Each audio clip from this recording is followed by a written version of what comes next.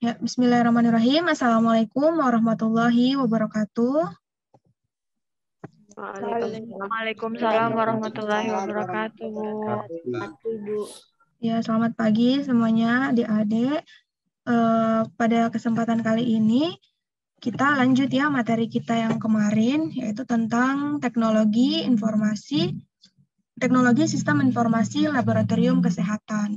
Namun kali ini, sebelum Ibu lanjut, kemarin kan kita sudah bahas nih beberapa fitur. Ada order entry, send out test management, sampai di quality control. Nah, sebelum Ibu lanjut, Ibu mau jelaskan dulu tentang hospital information system. Jadi, kalian ada bayangan lah apa yang dimaksud dengan sistem informasi lab itu. Jadi, sebenarnya kalau di rumah sakit yang besar ataupun yang kecil, itu mereka punya sistem informasi tersendiri ya, namanya Hospital Information System, atau kalau di Indonesia sebutnya SIMRS, yaitu Sistem Informasi Manajemen Rumah Sakit. Ya, jadi lab itu di bagian sini, sistem informasi lab itu merupakan bagian dari HIS, Hospital Information System. Jadi bukan hanya lab saja yang punya, ada banyak ya.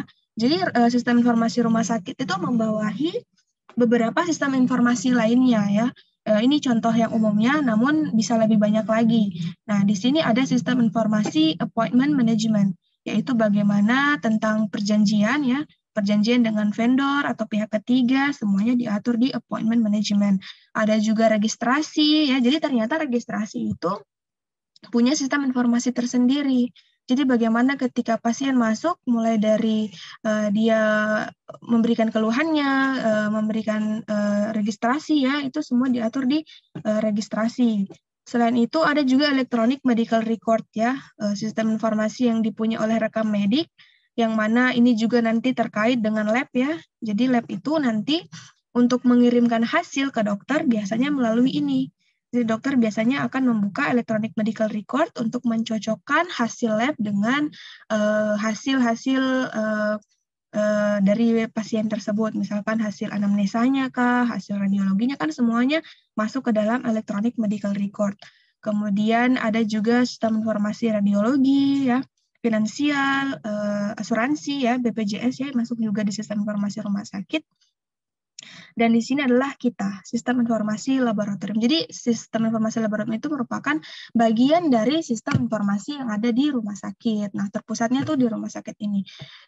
Kemudian kemarin ada temannya yang bertanya ya, siapa Ibu lupa namanya, mungkin di kelas C, ini kelas D kan? Iya, Ibu. Kelas D. Ya, kemarin ada yang bertanya temannya, tanyanya gini, Bu, gimana kalau semisal sistemnya tuh berbeda? Ya, jadi misalkan farmasi punya sendiri, perawat punya sendiri, bagaimana dokter itu bisa mengakses semuanya? Mungkin yang Ibu jelaskan kemarin tuh hanya sistem informasi lab ya, jadi dia bertanya-tanya gimana caranya informasi ini bisa terpusat gitu ya. Jadi Ibu jawab, yang penting sistemnya itu open system. Open system yang dimaksud di sini adalah sistemnya itu bisa distandarisasi atau dioptimasi ya, sehingga bisa diintegrasikan ke sistem informasi pusat.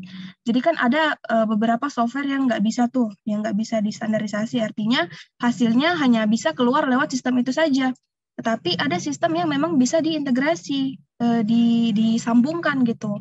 Nah, salah satunya hasil lab ya. Hasil lab ini bisa dimodifikasi, distandarisasi sehingga bisa masuk di sistem informasi pusat yang ada di rumah sakit ya. Jadi seperti itu. Intinya di sini adalah bagaimana dia bisa distandarisasi atau tidak. Kalau bisa, ya tentunya semuanya bisa mengakses. Kalau ada yang masih ingat kemarin, Ibu bahas ya sesuai standar HL7 ya. Kalau memang itu sistem sudah terstandar HL7, itu sudah bisa terintegrasi baik ke medical record, bisa ke radiologi, bisa ke farmasi, ya bisa kemana-mana. Yang penting dia sudah sesuai dengan standar level 7. Nah, selanjutnya adalah aspek penting dalam sistem informasi laboratorium. Sebenarnya ada dua aspek penting, yaitu yang pertama ada spesimen tracking, dan yang kedua adalah pasien tracking ya. Tujuan utamanya tuh itu sebenarnya untuk laboratorium. Jadi bagaimana dokter itu bisa melacak data pasien dan melacak data spesimen. Jadi ada dua nih, ada perbedaan sebenarnya. Kalau pasien tracking itu adalah tentunya yang berkaitan dengan pasien, ya bisa kita melacak data pasien, baik nama, kemudian alamat, usia, dan lain-lain. Mulai dari dia registrasi ya, kalau misalkan di rumah sakit, pada saat dia masuk, itu bisa kita lacak registrasinya, apakah dia rawat inap atau rawat jalan, kemudian sampai dia tes lab, kemudian sampai hasil lab ini diinput ke sistem, yang mana sistem ini nanti diintegrasi ke Electronic Medical Record atau Hospital Information System. Jadi di SIL ini harus bisa menjalankan ke semua ini. Harus bisa nanti diintegrasi ke Hospital Information System. Kecualinya kalau memang laboratorium itu berdiri sendiri ya, beda ya. Kalau rumah sakit itu kan ada banyak bawahan-bawahannya tuh, ada farmasi lah, ada perawat, ada radiologi kan banyak. Otomatis mereka masing-masing ini harus punya sistem informasi tersendiri. Nah, lalu bagaimana kalau hanya lab saja, lab saja yang berdiri sendiri, otomatis kan tidak banyak di dalamnya. Nah, ini bisa menggunakan satu sistem informasi saja, misalkan hasil lab saja. Jadi hasil lab ini fleksibel, adik-adik. Dia bisa sebagai sistem informasi pusat ya di mana seluruh hasil bisa dikirim ke situ, kemudian dokter juga bisa mengeluarkan hasil dari situ, atau dia bisa sebagai partisi, sebagai bagian dari pusat. Nah, jadi dia fleksibel. Dia mau berdiri sendiri bisa, dia mau merupakan bagian dari rumah sakit pun juga bisa. Jadi intinya di sini adalah bagaimana pasien ini bisa di-tracking. Kalau ada yang masih ingat kemarin kan ada bagian order entry-nya kan di hasil lab ini. Nah, order entry ini sudah masuk di bagian registrasi. Meskipun kalau di rumah sakit, registrasi ini punya sistem informasi tersendiri. Jadi nanti dia semuanya integrasi ke sini. Mulai dari registrasi kah, lab kah, farmasi, semua integrasi ke sini. Tapi kalau kita mau punya sistem informasi yang terpusat khusus untuk lab saja, ya bisa kita gunakan hasil lab ini karena dia sudah punya menu registrasi sendiri. Ya, jadi sesuaikan dengan kebutuhan. Nanti kita bahas ke depannya tentang bagaimana mendesain sistem informasi ya. Jadi ada banyak nanti yang kita analisis, mulai dari analisis kesiapan, analisis kebutuhan, sampai dengan SDM ya. Itu kita harus analisis semuanya sebelum kita membangun sistem informasi. Intinya di sini pasien tracking. Selanjutnya adalah spesimen tracking ya. Jadi bagaimana spesimen ini kita bisa lacak ya. Mulai dari spesimen itu sendiri diambil ya, jenisnya apa, kemudian menggunakan tabung vakum apa, kemudian diproses, kemudian ditesting, dan pelaporan hasil sampai diintegrasikan ke Electronic Medical Record. Jadi semua hasil ya pada dasarnya masuk ke medical record atau rekam medik. Mulai dari hasil perawatnya kah, hasil farmasi, obat-obatan resepnya kah, hasil labnya kah, biasanya masuk semua di Electronic Medical Record atau Hospital Information System. Jadi dokternya tuh sudah mudah gitu kalau mau melihat informasi-informasi pasien. Intinya itu bisa di-tracking gitu. Nah, kesemuanya ini agar bagaimana satu sistem itu bisa terintegrasi dengan sistem lainnya, saling terkait gitu. Artinya radiolog bisa mengakses lab, atau rekam medik bisa mengakses lab, dokter bisa mengakses lab, atau sebaliknya, itu perlu ada namanya standarisasi sistem ya. Jadi sistemnya itu kita standarkan, bagaimana semuanya bisa terintegrasi ya. Nah, jadi di sini ada beberapa contoh ya, software yang bisa digunakan untuk melihat semuanya, mengintegrasikan semuanya. Di sini ada Leads Plus, ada EPI Info, MS Access, dan lain-lain. Cuma yang dua ini yang memang dikembangkan oleh CDC ya. Ibu lupa apa singkatannya, yang jelas ini yang digunakan di dunia kebanyakan, terutama di negara-negara Amerika. Jadi sistem informasinya itu sudah terpusat gitu. Jadi pihak manajemen rumah sakit pun gampang dalam mengambil keputusan. Tinggal melihat saja kinerja lab itu seperti apa, kinerja farmasi itu seperti apa, ada semua di sistem informasi hospital itu. Ya, kita lanjut di materi selanjutnya. Kemarin kita sudah bahas order entry ya. Jadi sekali lagi order entry atau diregistrasi ini bisa kita gunakan untuk sistem informasi lab kita, asalkan memang lab kita itu berdiri sendiri ya, artinya tidak ada sistem informasi yang khusus untuk registrasi ya, seperti di rumah sakit itu. Rumah sakit kan ada banyak tuh sistem informasinya. Nah, kalau memang ini lab berdiri sendiri, kayak misalkan lab Kimia Farma atau lab Prodia, nah itu bisa dia gunakan fitur order entry ini. untuk hasil lab sismek ini bisa. Kemudian bisa juga send out test management, kemudian manajemen hasil dan processing ya. Jadi bagaimana hasil ini kita mau manage, bagaimana cara untuk mengeluarkan hasilnya. Nah, bisa kita manage dan proses di sini. Kemudian rule based engine ya untuk menandai hasil-hasil secara otomatis yang abnormal dan sampai di quality control, kontrol kualitas. Nah, selanjutnya kita masuk di result delivery solution dan juga online result atau dokter portal.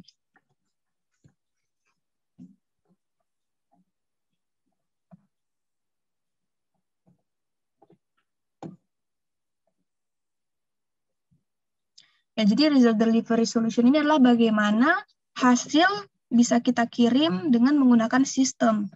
Baik itu hasil pasien rawat jalan ataupun rawat inap, pasien yang mandiri atau memang yang BPJS, semuanya bagaimana kita kirim, tetapi hasil itu harus cepat, akurat, dan fleksibel.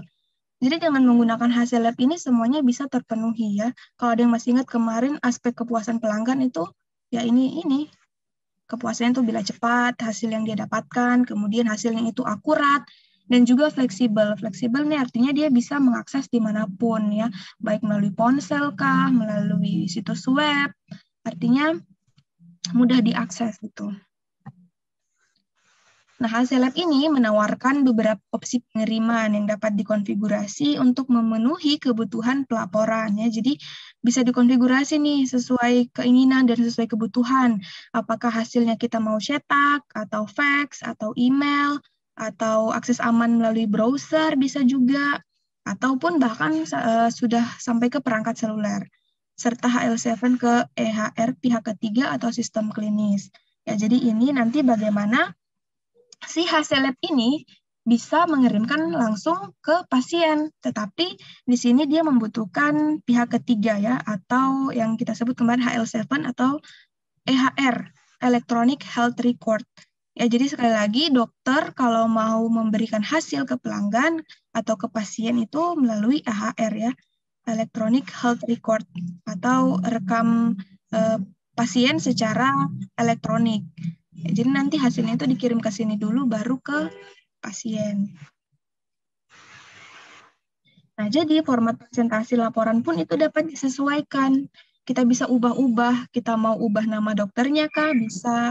Kita mau ubah nama jenis tesnya pun bisa. Jadi bisa diubah-ubah. Coba deh di-mute-kan dulu karena bunyi-bunyi. Marlene, dek, mute-kan dulu. Ya. Ya, jadi format presentasi laporan pasien itu sepenuhnya dapat disesuaikan. Yang pertama, laporan pasien yang terkonsolidasi dan kumulatif ya. Jadi semuanya sudah terkumpul, semuanya tuh di situ ada hasil lab, hasil anamnesa, hasil radiolog, semuanya itu bisa. Nah, kemudian bisa format numerik dan juga grafis ya, terserah kita mau berupa angka, kita mau berupa grafis, atau kita mau keduanya juga bisa. Kemudian ada juga penandaan kode warna otomatis untuk hasil yang abnormal, divalidasi, dan diedit. Jadi ada juga warna-warna yang memang kalau abnormal misalkan terlalu tinggi, misalkan warnanya merah atau terlalu rendah, nah itu bisa disesuaikan, bisa kita edit gitu.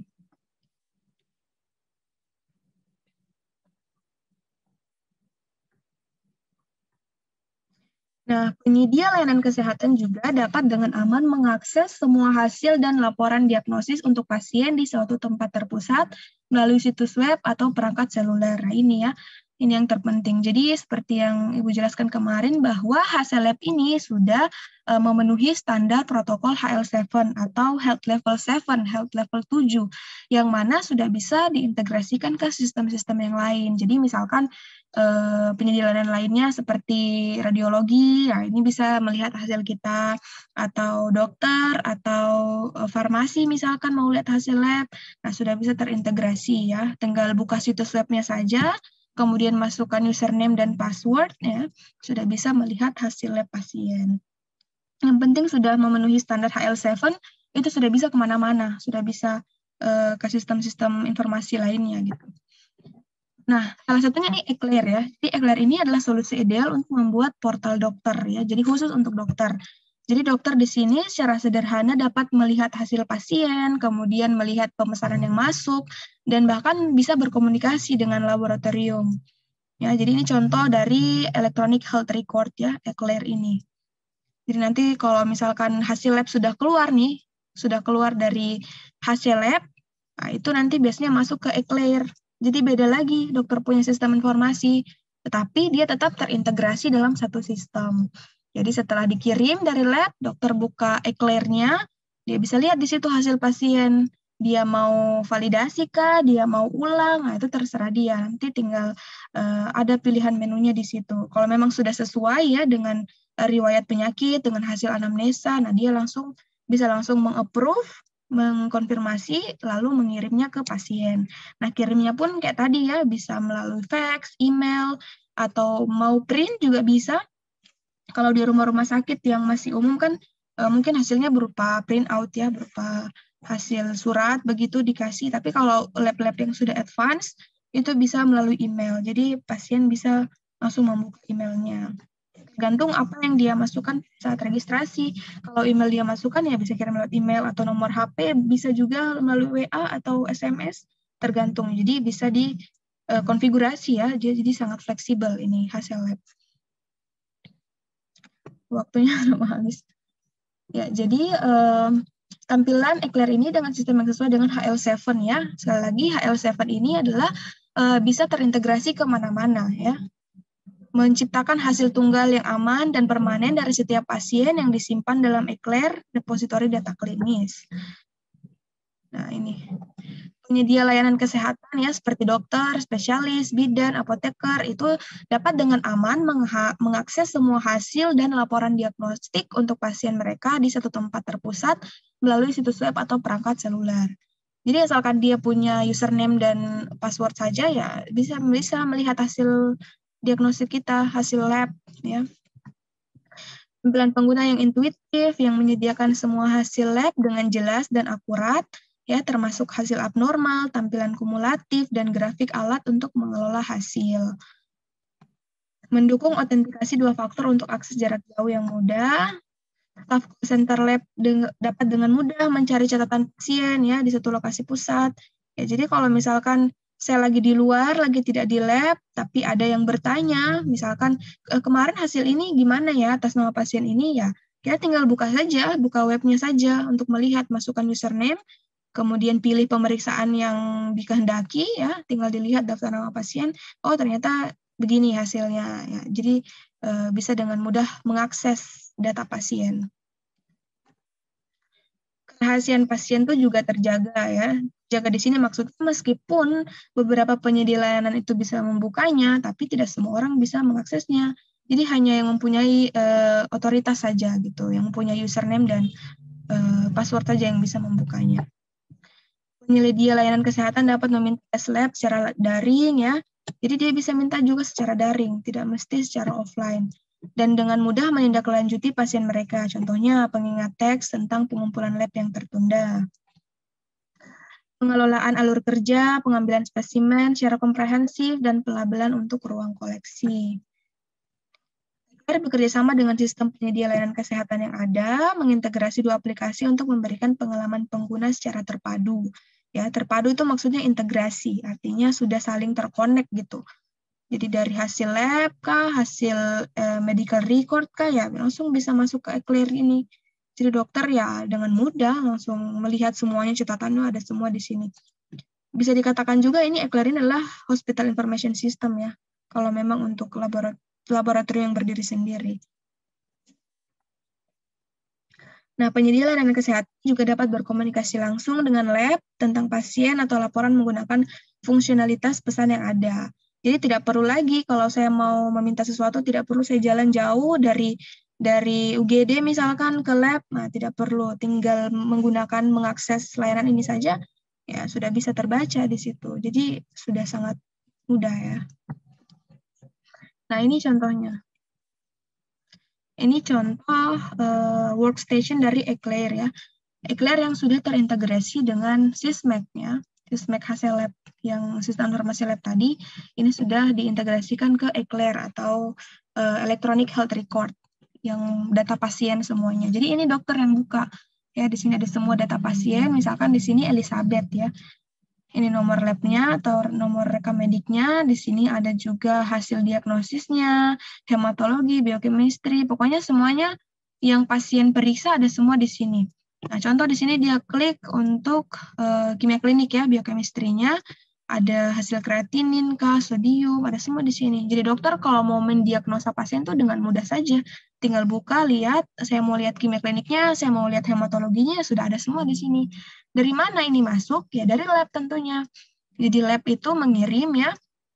Jadi meskipun beda-beda, beda alat ya, misalkan ada alat Sysmex, ada alat Arsitek atau alat Siemens ya, ada juga jenis merek alat Siemens itu semuanya akan masuk ke sini. Yang penting mereka open system, sistemnya bisa distandarisasi sehingga dokter pun bisa mengaksesnya dimanapun. Ya, ini contoh untuk di situs web ya, atau di komputer. Ini untuk akses di HP-nya. Jadi sudah mudah sekarang. Dokter di rumah pun ya bisa mengeluarkan hasil, tidak mesti ke rumah sakit ya. Nah, fitur selanjutnya adalah manajemen tools. Itu alat untuk manajemen. Jadi hasil lab ini menyediakan berbagai alat, laporan administrasi, dan statistik untuk mendukung kegiatan manajemen, termasuk dashboard grafis dari data laboratorium utama. Jadi sekali lagi, lab sendiri itu kan biasanya punya manajemen tersendiri dan punya tools tersendiri. Nah, beda dengan rumah sakit ya. Rumah sakit juga punya manajemen tersendiri, tetapi yang dia manage pun pasti akan berbeda dengan yang laboratorium manage. Memang dia bisa memantau, mengendalikan setiap manajemen yang ada di bawahnya, tapi pasti tidak sedetail kalau manajemen laboratorium itu sendiri. Jadi manajemen laboratorium lebih paham apa yang terjadi di lab ketimbang yang ada di pusat, di Hospital Information System. Ya, jadi di sini hasil lab menyediakan berbagai alat laporan ya, baik administrasi, kemudian statistik ya, tentunya untuk mendukung kinerja dari laboratoriumnya. Ya, jadi di sini bisa membuka kunci data di list ya untuk mendukung manajemen harian laboratorium, menyediakan berbagai alat laporan administrasi dan statistik untuk mendukung kegiatan manajemen. Nah, jadi ini memberi personel lab wawasan yang lebih luas tentang indikator. Terputus ya, Dek ya. Iya, Bu, putus-putus suara tak. Ini tampilannya sudah ada belum ya? Belum ada, Bu.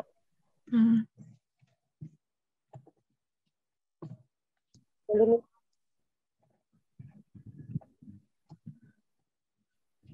Ya, lanjut ya.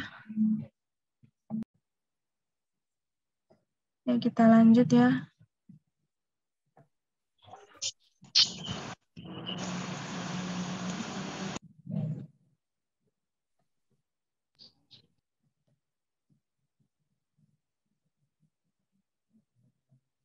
Jadi sekali lagi ya, manajemen tools ini berfungsi untuk bagaimana manajer yang ada di laboratorium itu mendukung kinerja dari masing-masing tenaga labnya. Jadi berbeda dengan manajemen yang ada di rumah sakit. Kalau di rumah sakit atau Hospital Information System itu dia memanage semua bidang. Tentunya pasti tidak akan terlalu fokus pada satu bidang. Tapi kalau khusus untuk manajemen laboratorium, tentunya pasti dia akan lebih fokus. Dia melihat lebih rinci apa-apa kelebihan dan kekurangan yang ada di laboratorium guna meningkatkan kinerja dari laboratorium tersebut. Jadi manajemen tools ini menyusun data real time ya dari berbagai sumber dalam basis data list. Dashboard manajemen memberikan ringkasan grafis dari statistik laboratorium yang penting.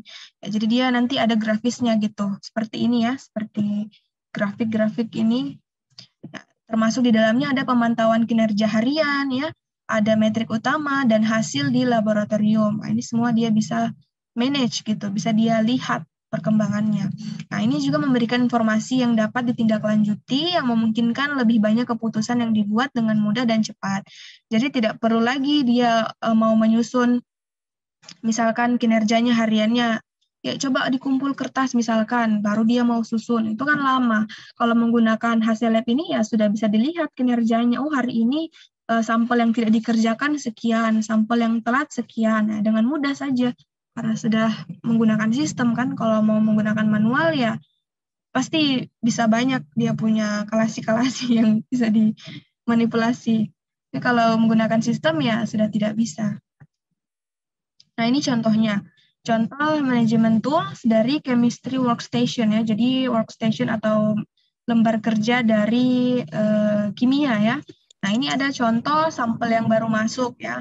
Sampel yang baru masuk itu ada 15, yang ditunda ada 6. Jadi misalkan hari ini saya kerja, kemudian saya sudah selesai ya, dan tampilannya seperti ini. Ini berarti kan yang dipending itu ada 6, artinya ada 6 sampel yang saya tunda gitu, saya tunda untuk besok.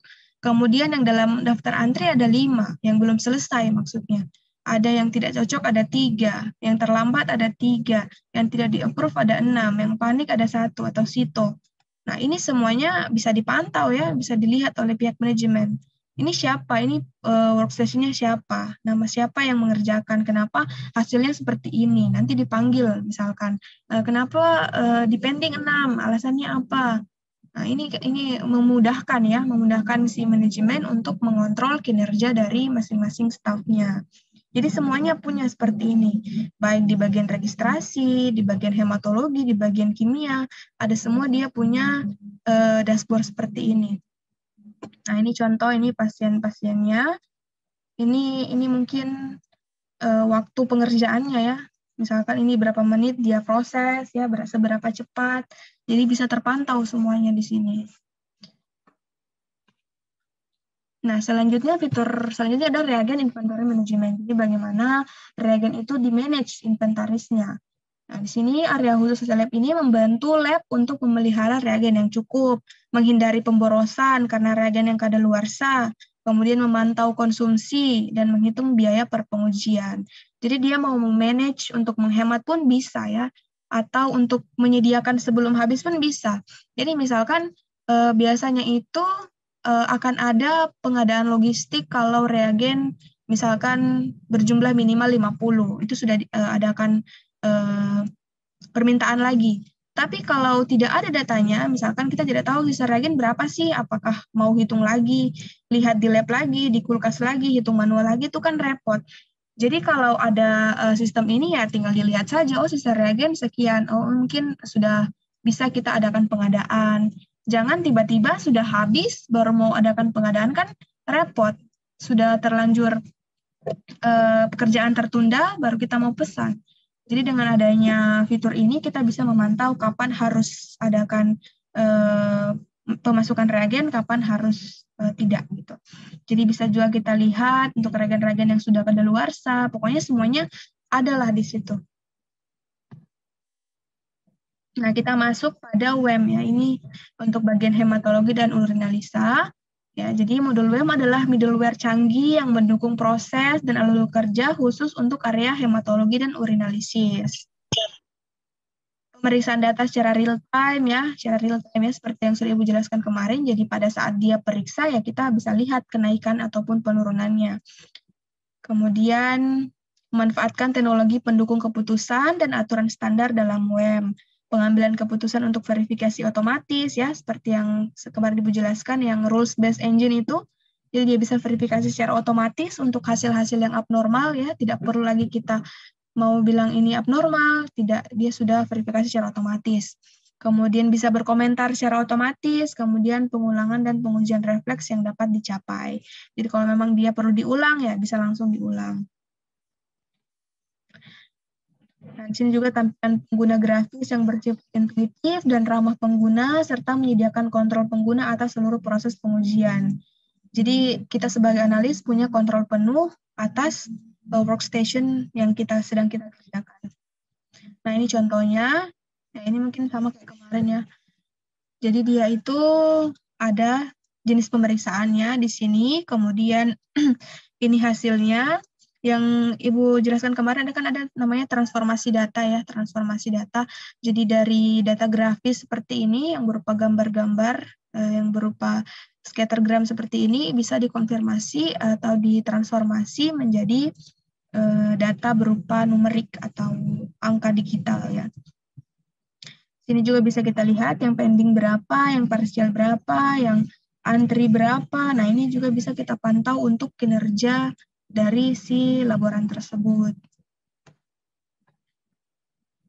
Nah, selanjutnya adalah mikrobiologi ya. Jadi pada dasarnya sama ya, sudah menggunakan sistem juga.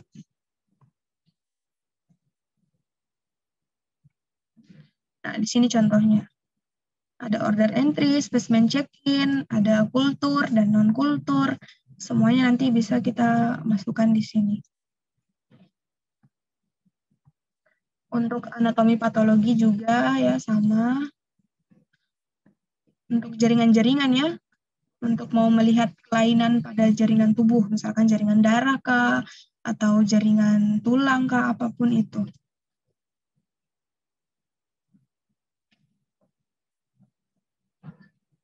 Meskipun ini dilakukan secara manual ya, biasanya menggunakan mikroskop, tetap nanti bisa diinput secara sistem di sini. Dan hasilnya pun akan terlihat seperti ini. Jadi nanti dokter bahasanya pun ya seperti ini. Tinggal kita klik, misalkan jaringannya normal, nah kita klik normal, abnormal. Nah, nanti dia tampilkan seperti ini. Kalaupun kita mau foto ya, biasanya di mikroskop kan itu bisa difoto. Ya, bisa juga kita kirim gambarnya di sini. Jadi dokter ya langsung lihat saja. Lihat, oh ternyata bentuk darahnya seperti ini. Bentuk eritrositnya misalkan kayak bulan sabit, nah itu bisa kita lampirkan di sini juga. Jadi ya mudah saja dokter untuk melihat hasilnya gitu. Nah, selanjutnya ada di bank darah. Sebenarnya ini tidak terbatas untuk fitur ini saja ya. Kalau kita gunakan software lain pun mungkin bisa lebih banyak fiturnya. Tapi ini contoh saja hasil lab yang biasa sering digunakan di berbagai laboratorium. Nah, kalau blood bank atau bank darah ini ya khusus dirancang untuk memenuhi kebutuhan spesifik lingkungan bank darah, rumah sakit, dan program manajemen donor. Nah, mulai dari manajemen inventaris hingga permintaan transfusi darah dan verifikasi kompatibilitas. Ya, jadi memungkinkan kontrol penuh atas alur kerja di bank darah. Ya, contohnya di sini. Ya, jadi contohnya misalkan kita melakukan cross-matching kah, atau antibody screening, atau typing ya, ABO typing. Nah, ini semua bisa kita masukkan hasilnya di sini. Jadi meskipun kita uji secara manual, tetap hasilnya kita masukkan ke sini. Jadi dokter ya langsung baca saja gini, oh hasilnya ini, oh golongan darahnya, oh begitu. Dengan melihat hasil lab ini. Ya, yang perlu diingat bahwa implementasi dari Laboratory Information System itu membutuhkan kolaborasi antara lab dan juga informatik yang lain ya. Seperti yang sudah Ibu jelaskan tadi, ada sistem informasi dari radiologi, dari medical record, ada dari farmasi, dan lain-lain. Jadi semuanya keterkaitan gitu. Dokter tidak bisa mengambil keputusan hanya dengan melihat hasil lab. Meskipun sudah bisa, tapi untuk mendukung itu dia butuh kolaborasi dari hasil-hasil pemeriksaan yang lain. Nah, Laboratory Information System ini juga membutuhkan prioritas dari kedua grup ini ya. Kemudian berpikir kembali apakah operasional lab ini bisa untuk dibutuhkan. Kemudian staf juga dibutuhkan untuk membangun dan juga mensupport sistem ini. Artinya si stafnya itu SDM-nya harus bagus ya, harus mengerti penggunaan sistem informasi ini dan juga pengembangan standarnya. Jadi standarnya juga harus dikembangkan sesuai dengan kebutuhan yang ada di laboratorium tersebut. Mungkin cukup sekian. Ada yang mau ditanyakan mengenai sistem informasi, teknologinya?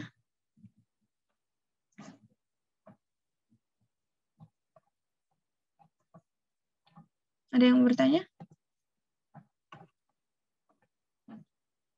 Sudah pahamkah semuanya?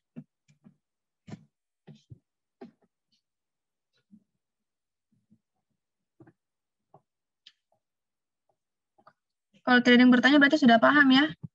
Ibu tanya bisa. Coba ya. Ibu tanya siapa ya di sini. Coba Zaitun Reski. Apa yang dimaksud dengan integrasi sistem? atau standarisasi sistem.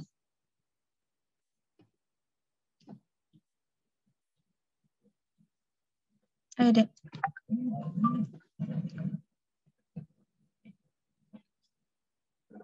Jawab yang ditahu aja. Yang kamu ketahui tentang integrasi sistem atau standarisasi sistem itu apa?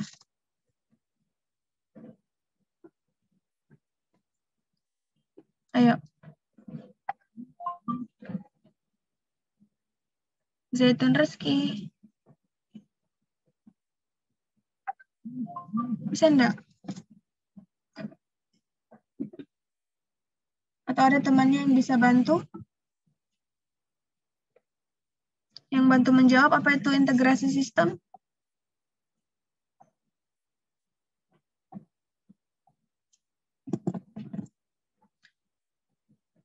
Katanya sudah ngerti. Kalau enggak bertanya kan berarti sudah ngerti kan?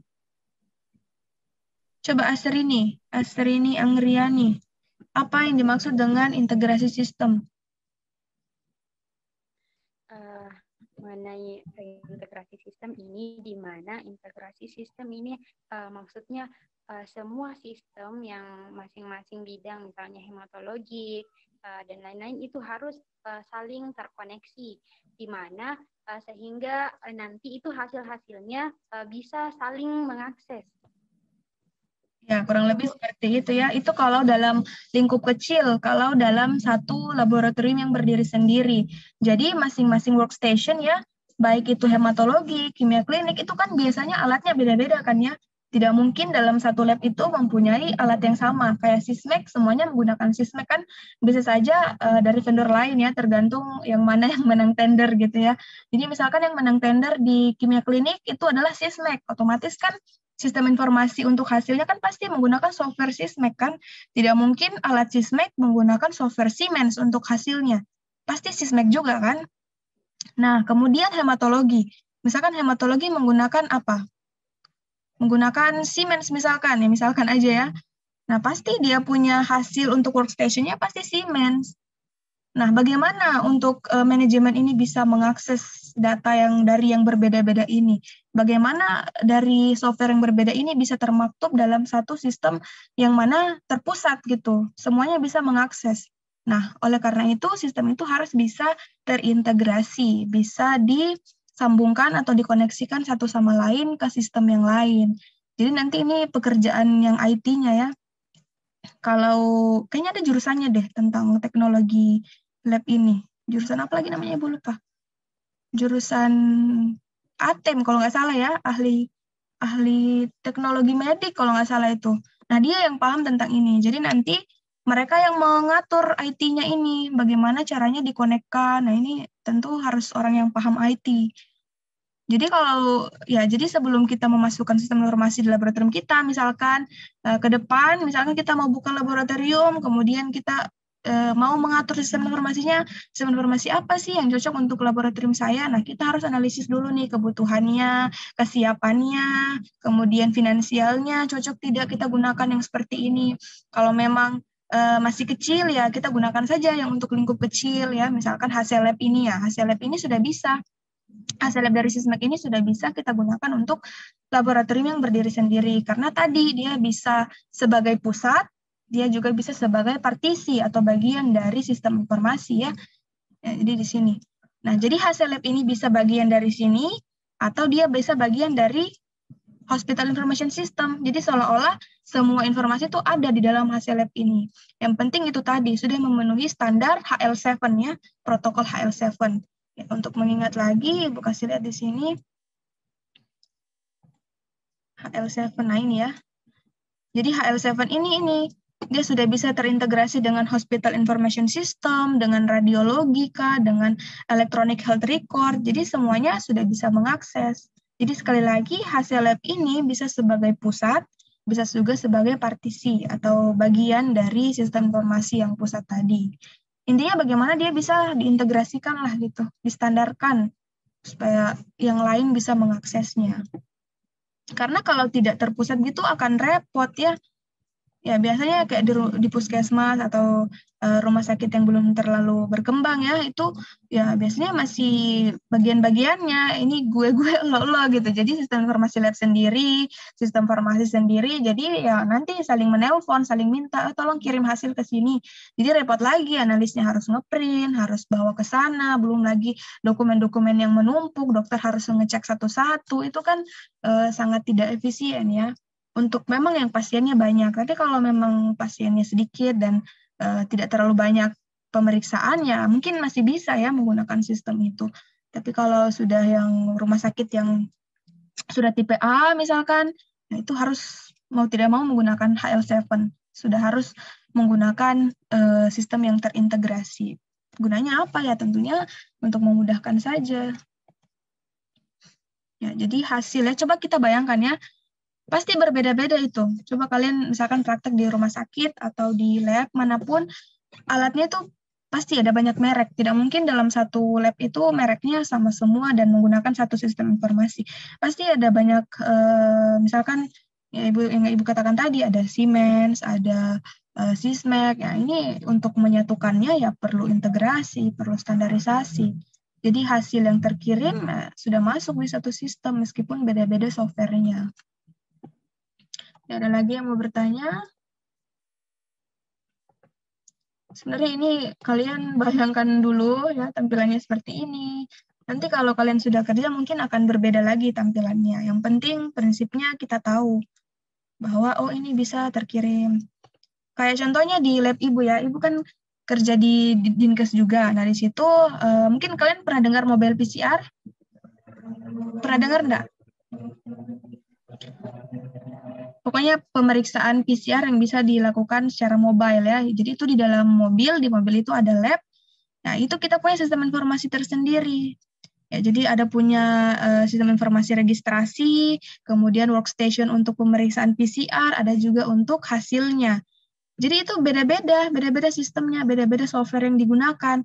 Tetapi nanti bisa sampai ke HP pasien. Jadi pasien langsung bisa membuka ya dengan cara mengklik link, ya dia sudah bisa melihat hasilnya. Padahal tadi dari beda-beda software. Software registrasinya berbeda, software PCR-nya berbeda, kemudian software untuk hasilnya pun berbeda, untuk approve hasil untuk dokter itu berbeda. Tapi pada akhirnya akan sampai ke pasien gitu. Jadi ini perlu adanya konfigurasi, perlu adanya integrasi. Nah, mulai dari kita registrasi itu ya. Jadi kalau dipikir-pikir, mana mungkin gitu kita gunakan software lain, kita masukkan data pasien di software lain, kemudian software lain yang memeriksa, software lain lagi yang memvalidasi, tapi sama gitu, pasien yang sama, itu gimana? Ini kita harus, nah tidak harus sih, tapi kita setidaknya paham prinsipnya gitu. Biarkan yang ahlinya yang mengerjakan sistem ini. Jadi apa ya, IT itu yang awalnya kita pikir kayak tidak mungkin ya, tapi mungkin saja. Kayak dulu kita tidak terpikir bisa menelpon, mendengar suara orang dari jarak jauh. Mungkin kalau zaman dulu kita pikir, oh ini keajaiban gitu kayak apa. Tapi kalau kita pelajari, oh ternyata karena ini, oh gampang saja. Yang penting kalau kita mau belajar ya pasti terasa gampang gitu. Tapi kalau tidak dan kita melihat suatu keajaiban ini pasti kita bilang, oh ini gaib nih. Padahal kita saja yang tidak belajar gitu. Ya kan kayak gini, gimana caranya, kok saya bisa melihat kamu dari jarak jauh gitu kan, kalian kalau tidak paham prinsipnya ya pasti kayak, ini gaib nih. Ya ada lagi yang mau bertanya? Ibu mau kasih tugas tapi bingung mau kasih tugas apa.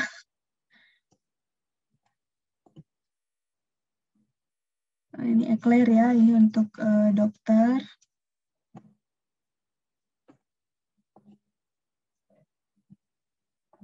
Tapi intinya kalian paham kan, ini sistem informasi itu tujuannya apa gitu, dan apa yang dilakukan di dalam. Jadi ada banyak ya fitur-fiturnya. Ini hasil lab ini hanya salah satu contoh saja. Nah ini ya, hasil lab ini punya order entry, jadi dia bisa berdiri sendiri karena dia punya fitur dari registrasi. Kalau sistem informasi rumah sakit kan tadi dia punya registrasi sendiri kan, sistem informasi registrasi. Jadi di sini ya tanggung jawabnya hanya di sini saja.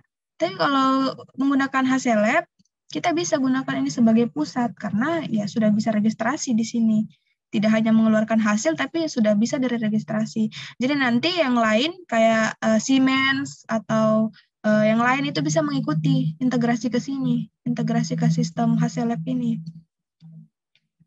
Tapi kalau dia mau menjadi bagian atau bagian dari sistem informasi lab juga bisa. Tidak perlu kita gunakan order entry, langsung saja ke result management atau di modul-modul ini. Jadi hasil yang keluar langsung kirim ke sistem informasi pusat atau di electronic medical record atau electronic health record. Bedanya apa? Ada dua kan, medical sama health itu sebenarnya hampir sama, tapi ada bedanya. Kalau medical record itu biasanya hanya digunakan untuk di kalangan tenaga-tenaga kesehatan saja, dan aksesnya pun terbatas biasanya. Tapi kalau electronic health record, nah ini sudah masuk ke pihak luar, bisa oleh pasien kah, atau instansi lainnya. Nah intinya dia lebih terbuka gitu, health record. Jadi pasien bisa mengakses. Kalau medical record khusus di instansi tersebut saja. Karena pasti yang ditampilkannya pun berbeda ya. Kebutuhan informasinya pasti akan berbeda. Pasien tidak perlu informasi-informasi seperti anamnesa apa dan sebagainya. Dia hanya perlu tahu hasilnya apa gitu, hasil labnya apa. Ya, ada yang mau ditanyakan lagi? Tentang sistem informasi. Nah ini ya, HL7 ini. Jadi kalau mau bangun lab yang besar ya, tentu kita harus perhatikan ini. Tanya sama vendornya, apakah sudah memenuhi standar HL7? Apakah sudah bisa diintegrasi dengan sistem informasi rumah sakit, dengan radiologi, dengan health record atau medical record? Ya, harus ditanyakan. Kalau memang dia laboratoriumnya masih kecil, masih sederhana dalam tahap pengembangan, ya bisa gunakan EDIFAC atau DICOM ya, yang tidak terlalu kompleks. Karena biasanya yang semakin kompleks itu semakin sulit untuk dipahami. Tapi kalau dipelajari ya gampang-gampang saja.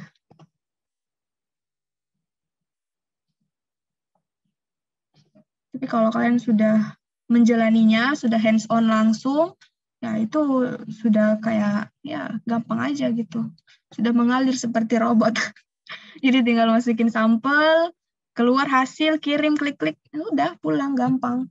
Kalau manual kan ya masih tulis hasil lagi, kemudian kirim laporan harian, nah itu kan ribet ya.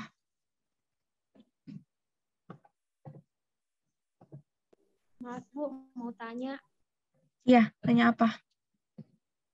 Misalnya begini Bu, misalnya ada sebuah puskesmas yang dimana dia memiliki lab yang tersendiri, maksudnya lab rujukan begitu. Jadi setiap ada pasien yang masuk ke puskesmas tersebut, semua sampelnya dikirim ke lab rujukan ini. Jadi nanti lab rujukan akan mengirimkan hasil. Misalnya di sini puskesmasnya tadi dia sistem informasinya belum bisa terintegrasi, sedangkan lab ini sudah canggih sistem informasinya. Bagaimana Bu cara tersambungannya itu? Apakah manual atau ada cara lain? Ya tetap manual ya, kita mengikuti sistem informasi yang ada di puskesmas tersebut. Jadi seperti yang Ibu jelaskan tadi, sistem informasi yang sudah canggih itu dia lebih fleksibel, artinya kalau dia sudah canggih bukan berarti dia tidak bisa manual. Kalau dia sudah otomatis bukan berarti manualnya tidak bisa. Tapi kalau manual, itu belum tentu dia bisa otomatis. Jadi keunggulan dari yang sudah otomatis ini ya kita bisa fleksibel tadi ya, kita bisa konfigurasi sendiri. Jadi kalau kita mau print secara manual pun bisa. Kecuali kalau puskesmas tersebut sudah canggih, kita bisa kirim melalui sistem informasi terpusat, ya dia bisa langsung mengakses dengan situs web tadi, dia bisa buka juga. Tapi kalau tidak ada dia punya username atau dia punya password yang bisa mengakses situs kami, itu ya di print saja manual, dikirim manual gitu. Atau bisa juga, misalkan kita tidak mau print, tapi hasil print out-nya itu kita kirim via email. Tidak mungkin puskesmas nggak punya email kan, pasti berkembangnya itu puskesmas pasti tahulah apa itu email, WhatsApp. Jadi tidak perlu kita print kemudian kita antar. Jadi hasil labnya saja yang kita kirim meskipun tidak menggunakan aplikasi ya. Tapi kalau yang sudah canggih ya langsung saja kirim ke dokternya. Atau kalau dokter itu misalkan bukan tempat menetapnya di situ, misalkan dia di rumah sakit yang sama dengan kita, tapi dia bertanggung jawab untuk pasien yang ada di puskesmas itu, ya kirim saja di linknya dokter itu. Nanti dokternya tinggal buka akses dengan memasukkan username-nya. Yang penting di sini adalah kalau yang otomatis itu bagaimana kemudahan akses gitu. Kemudian akses, apabila dokter tersebut sudah punya akses ya tidak perlu lagi kita kirim secara email ataupun secara fisik gitu print out, tinggal kirim aja di sistem, dokternya nanti yang buka sendiri, lihat hasilnya di situ. Tapi kalau memang tidak ada sama sekali ya kirim manual saja via email atau WhatsApp. Seperti itu. Ada lagi? Jadi tergantung kebutuhan ya, kebutuhan, kemudahan, kenyamanan kita. Ya kayak ibu di lab ibu itu kan sebenarnya sudah tersistem tuh, sudah bisa kirim lewat HP, kemudian masuk ke nomor HP yang dituju. Ya, jadi misalkan rumah sakit permintaan untuk pemeriksaan PCR COVID. Nah di situ kan biasanya di bawahnya dia cantumkan nomor HP. Nah jadi di sistem informasi yang ada di labnya ibu itu tinggal memasukkan nomor HP itu, kita registrasi, hasil nanti langsung terkirim ke nomor HP itu. Tapi karena biasanya ada yang mungkin merasa repot atau gimana, ya dia WA saja secara pribadi. Sebenarnya itu kan ya gampang tapi tidak tidak terstandar sebenarnya kalau kirim hasil secara pribadi gitu. Tapi kalau memang dia cantumkan nomornya di situ, bahwa hasilnya harus kirim ke sini ya, kita kirim ke situ. Jadi sebenarnya sistem itu memudahkan sih, bukan malah menyulitkan. Cuma mungkin karena tidak paham sistem, jadi dia manualkan sistem yang sudah mudah itu. Ya ada lagi, sisa 9 menit lagi nih untuk kita. Kalau tidak ada mungkin cukup sekian ya. Nanti PPT-nya Ibu kirim ke siapa? Untuk ini. Ke page-nya aja ya yang tadi WA Ibu. Biar kalian juga bisa baca-baca. Ya, kalau tidak ada, mungkin cukup sekian ya. Kurang dan lebihnya Ibu mohon maaf. Billahi taufiq wal hidayah. Assalamualaikum warahmatullahi wabarakatuh. Waalaikumsalam warahmatullahi wabarakatuh. Terima kasih banyak, Bu. Terima kasih, Bu. Ya.